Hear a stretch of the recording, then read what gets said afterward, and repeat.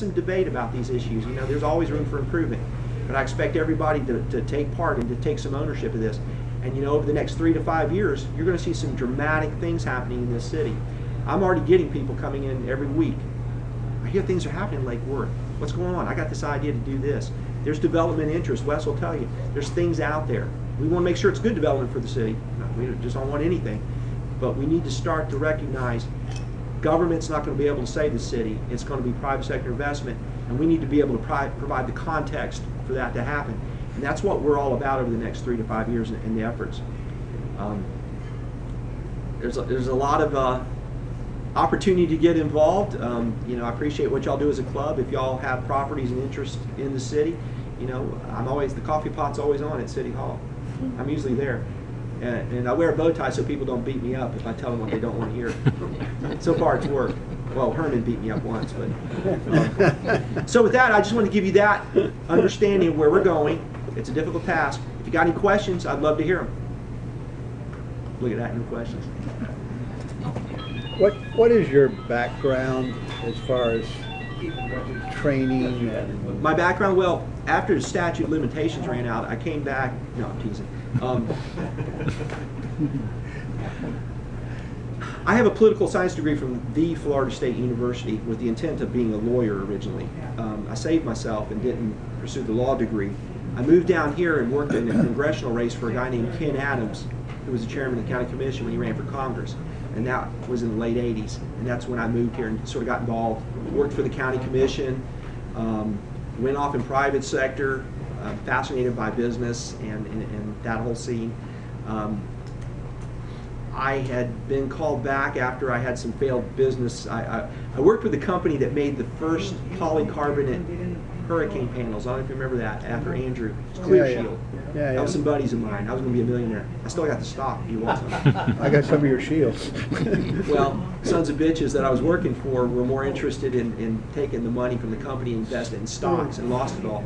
And I was interested in running the company. But I ended up going back to the county, was one of their first in-house legislative coordinators. And then Ron Ferris, who worked down in Lantana, I'd met him years before. He started having all this development interest coming into Lantana, and he didn't have anybody to deal with these people and to run their code building department. So he called me out of the blue and said, I need some help. I went down there and started working in Lantana, and heck, they fired him and hired me, and I was there ever since. And while I really, really have an affinity towards private sector and business, I love public service. You can work in this industry and get the same kinds of business experiences, and you can't make money. You make a living, and I've enjoyed that, and I've enjoyed that stability. So I'm in between that world of maybe going back into private sector one day or not, but that's my background. I have that mindset for that. That helps. You know, when you say code enforcement, right away a red light comes up on the lot. Bingo. You know, some of the stuff is screwy. Yeah, it is. I mean, just practical sense stuff would solve probably a lot of that problem. Well, you talk to a builder, and he doesn't want to build in Lake Worth. Well, and there's a lot of reasons for that. And when you say common sense, that's an easy answer. The fact is, our codes have been inconsistent.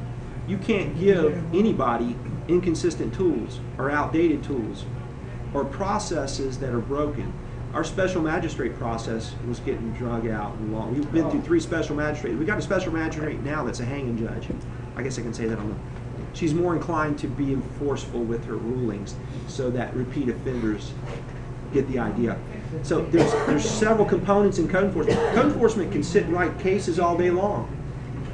But if we don't have the legal ability to go and fund foreclosures or putting liens, or if the cases aren't legally correct because our laws are bad, they don't go anywhere. And at the end of the day, you really can't make somebody clean up a property. And it doesn't mean that it's going to get any better. I wouldn't talk about cleaning up. I understand Yeah. that. I'm just talking about when they walk into your warehouse or whatever, and... Are you talking about building department? Yeah. Building inspections. Oh, okay. Okay, that's a different thing. That's another thing. Code enforcement is more like rental properties that don't cut the grass. Trash, yeah. When you come in for your business license, or if you're building on and you have the inspections, We've had a problem trying to get an in-house building official. We haven't had one. We had one for a short stint. We hired a guy that was really going gangbusters, and Palatka hired him away. And he gave us not even 2 weeks' notice and left. Our reputation, I guess. We should be having an in-house building official here in the next couple of months. We are contracting out with a local firm. But again, having that consistency in training and the right amount of staff, because we want to have a reputation of working with people. Yeah. But same token, we don't want to be a pushover. There's builders out there that aren't all reputable. They cut corners. Right. And they'll blame the building department because somebody didn't submit the plans. Oh, those plans have been on the desk waiting for, well, we just got them this morning. That kind of stuff happens. But we need to be better, no doubt. Anything else? Thank you.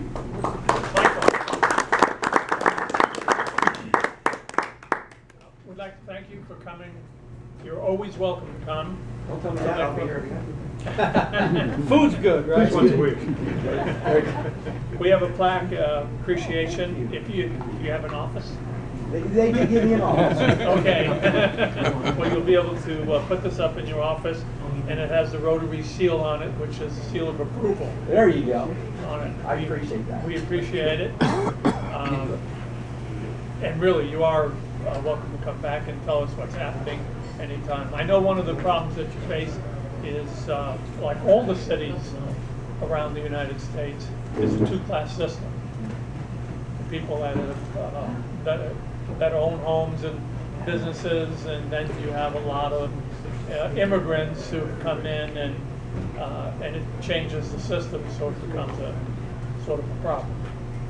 Well, we got a little bit of everything in Lake Worth, I'll tell you that. Yes, yeah. But it's a great place, I love it. We're trying to do our part. John was influential in helping build a little Rotary Park on, We appreciate that. Fifth Avenue and It's a F. great facility. what street? F and Fifth. F Street. Yeah. I was just up there the other day.